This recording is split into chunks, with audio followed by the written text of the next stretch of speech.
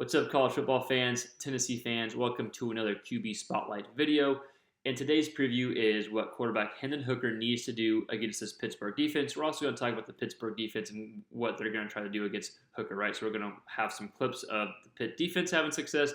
Then we're going to have a few clips of Hooker. We're going to break down a few plays of kind of what I think the game plan against this Pitt defense will be, moving forward, and what it kind of should be to slow down this pass rush. So all that said, I just want to encourage you all to consider subscribing to the channel if you like any quarterback-related content. We put a lot of SEC content, but as long as it's related to the quarterback position, anything is fair game here. Let's go ahead and dive into the breakdown. So let's talk about Pitt's defense.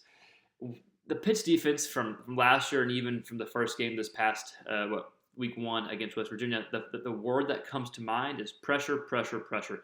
They're going to want to get pressure. They're going to want to blitz. A lot of times they send 5, 6, sometimes 7 guys, right, with just 4 guys in the backfield. And so I expect that to be the same, right? Last year against Tennessee, I believe they had 5 sacks. They had 5 sacks last year against Tennessee. Okay, so pressure, pressure, pressure. And week one against West Virginia, and again, West Virginia's offense isn't nearly as explosive as Tennessee's offense is, but they gave up still over 400 yards to West Virginia. But with that said, they got a lot of pressure on JT Daniels, the quarterback. They had 3 sacks on him. They had 8 tackles for loss. So even on plays that weren't passing plays, they were still getting in the backfield. And they also had 7 QB hurries as well. They did have a pick 6 that kind of iced the game at the very end. Now, that pick 6 wasn't the quarterback's fault. It bounced off the receiver's hands. But still, they caused a turnover, right? So pressure, pressure, pressure. They did give up some yards, but it's a hard-nosed defense, right? You kind of know what you're getting with that defense. And so with that said, they're going to give up some yards, but they're going to want to force Hooker. They're going to try to force Hooker to make a mistake, or they're going to try to end drives with all the pressure and the sacks that they're getting, right? So all these clips being shown right now as I'm talking over are clips from last year, so you can kind of see the pressure that they're getting. You're seeing some good plays here and there as well, but you're going to see Pittsburgh's trying to get pressure on Hooker. They're trying to be chaotic in the backfield, right? That's a terminology you'll hear us say on this channel. Cause chaos in the backfield. If you cause chaos in the backfield, chances are the play is going to be somewhat chaotic and not end up successful for the offense, right? So when it comes to Pittsburgh defense, we're thinking pressure, pressure, pressure. But with that said, a lot of times there's gaps and there's holes when a defense likes to bring pressure, and that's the case for Pittsburgh, right? You saw West Virginia had success throwing the ball. They were able to push the ball downfield at times. JT Daniels made some really nice throws. And then you come to an offense like Tennessee where they have more of a threat to run, and they have more of an RPO scheme due to the fact that their quarterback can run. That's going to open up even more options. So with that said, we saw some clips of Pittsburgh. Let's talk about what Hooker needs to do against this Pittsburgh defense. Then we're going to break down just 2 quick plays of the examples we're about to talk about.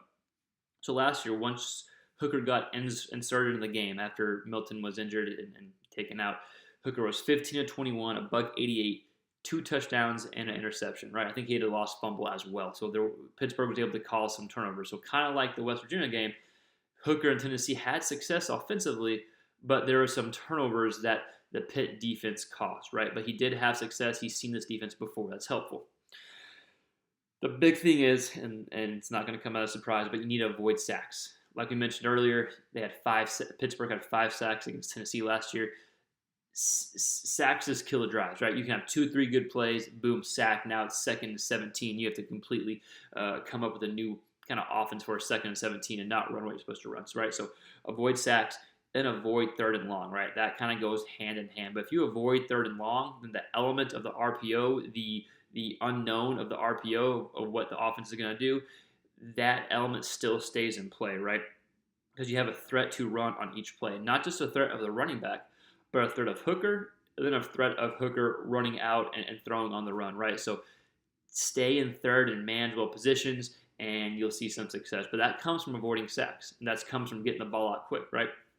So that comes to the second point, getting the ball out quick, the third point, get the ball out quick, and that comes from a successful run game, running the RPO scheme, and so that fits nicely and perfectly into what Tennessee wants to do anyways, right? But if you get the ball out quick, that leads to avoiding sacks, and that leads to avoiding 3rd and longs. And the last point, I think you're going to have some deep shots, but you can't force the deep shots, right? So you have to set up the deep shot. And what I mean by setting up the deep shot is knowing, hey, I might not be taking a deep shot right off the bat, but eventually I'm going to want to take deep shots. I'm probably going to need to take some deep shots to win the game. And so, how do you set that up? Well, success in the run game, get the ball out quick, and kind of dink and dunk your way until you see the defense start creeping up. Because as we saw in the first few clips of the Pittsburgh defense, they're an aggressive defense. And we're about to break down a few clips or a few kind of specific plays that I think Tennessee can run to slow down this Pitt defense. If you can slow down this Pitt defense, you get them second guessing. That opens up things, but also kind of playing to your advantage of this aggressive Pitt defense because they're going to be stacking the box. They're going to try to stop the run. They're going to be blitzing. Then you can take some shots deep, right? So maybe not early in the game, but eventually you want to take those shots deep. So that's what I mean by setting up the deep shot. So with all that said, let's look at two quick plays that Hooker and Tennessee was successful in last year against Pitt's defense. Let's look at these two plays. I think plays like this will really help set up that deep shot and help set up what Tennessee wants to do offensively. All right, here we got a play from last year, Hooker against Pitt here. We're going to see Pitt bring a bunch of pressure, and then Tennessee just simply replaces the pressure with a receiver going downfield to tight end. So, again, I think plays like this, quick play action plays, get the ball out quick, and just replacing where the blitzer is coming from are ways to slow down this Pitt defense. They got, 7 in the box right here, right? And they're bringing 6 with 1 staying here. He gets his eyes caught up looking at the potential run, and the tight end's able to slip right by him, right? You see everyone's blitzing besides this guy, but he is stuck kind of in no man's land for the simple fact Tennessee could run the ball. Hooker gets the ball out quick, boom, the benefit of running a good RPO scheme, and ends up being a big down there. So just an example of some plays you could see from Hooker and this Tennessee offense in a way to slow down this pass rush from Pittsburgh, get them out of position, boom, nice, easy, quick completions, and use their aggressiveness when it comes to the pass rush to your advantage here.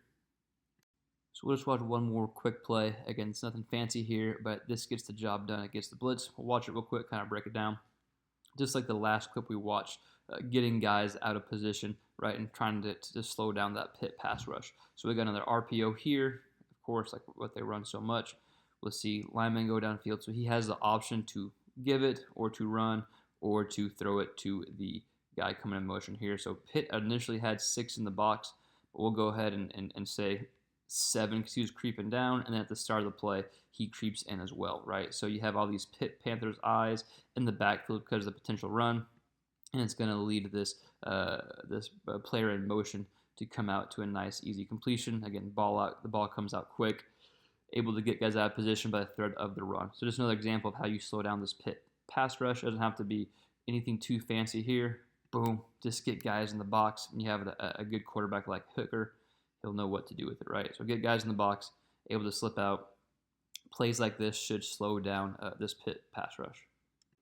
All right, those plays were nothing fancy by any means, but you saw there's an element to run the ball, and you saw Pittsburgh being very aggressive, right? So you got an aggressive defense, and then you get them out of position by the threat of running the ball, then you kind of dink and dunk if you need to, right? It sets up easy throws. Set up easy throws, then you're able to hit a shot deep, right? That's what I mean by setting up the deep shot, and it gets the ball out quick and you avoid sacks, right? That's the biggest thing. Get the ball out quick, avoid sacks, avoid third and longs. You can play within your offense. So just to recap, we just talked about what Hooker needs to do to set the deep shot. Pittsburgh's defense, they're going to try to get pressure. They're going to try to cause chaos in the backfield and steal a few possessions, right? So again, if you're Tennessee, you know that and you game plan to that. But Tennessee fans, Pittsburgh fans, or just college football fans in general, I want to hear from you. What do you think Hooker needs to do against this aggressive Pittsburgh defense? Let us know in the comments below, and we'll see you next time on the next quarterback-related video.